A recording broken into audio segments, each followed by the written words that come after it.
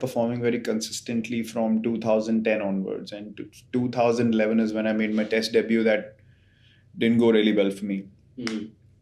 And I was left out of the side. And then I made a comeback at the end of the year again. I was given a few chances. 2012, we were in Australia, and again, two horrible test matches to begin with. Then I kind of came back on track, had a great test match personally in Perth.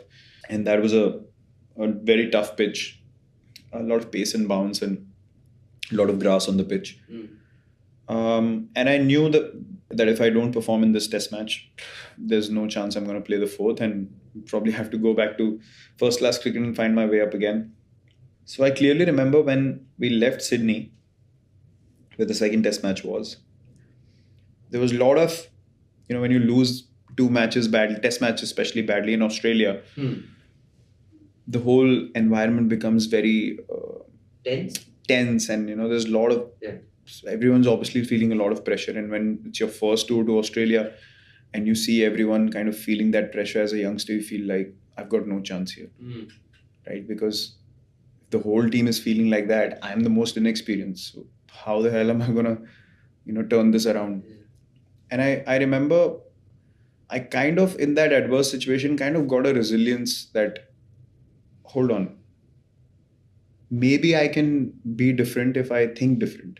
So I went into my own space, spent a lot of time just walking around by myself, sit in a coffee shop or whatever. I remember every time I stepped onto the bus or I went to a practice session, I always had music on.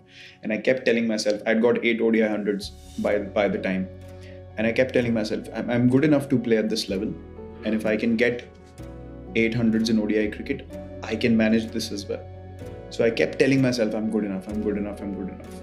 And I ended up scoring 48 in the first innings and 75 in the second in that test match, in conditions that were very tough. And I was the highest run getter in that test match for us.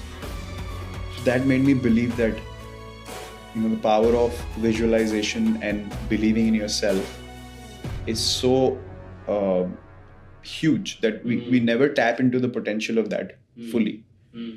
But it's only when you really put out all the distractions on the side and believe in yourself, you can do something which is not perceivable for people on the outside.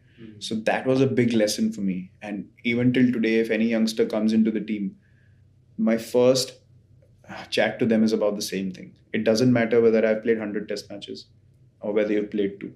If on the day your mindset is better, you will perform better than me. The game gives you no guarantees. So never feel like you're not good enough because you've not played so many games. If you are confident enough, you can get 100 compared to a guy who's played 400-500 international matches. That's how you realize how you adjust to that level very quickly. It took me a bit of time, but that was quite a revelation for me, which I always carried through in my career. And then I got my first 100 in Adelaide. So I had kind of started to, just get a hold of my game in the test level. Now, when I look back at things, I've always been too hard on myself. Yeah. But that also allowed me to be very responsible at a very young age. Yeah. I was made vice captain of the team at 23, when there were many seniors in the team as well. So that was a big confidence booster for me, that, the people believe in me being here for a long period of time. So that made me very confident of myself.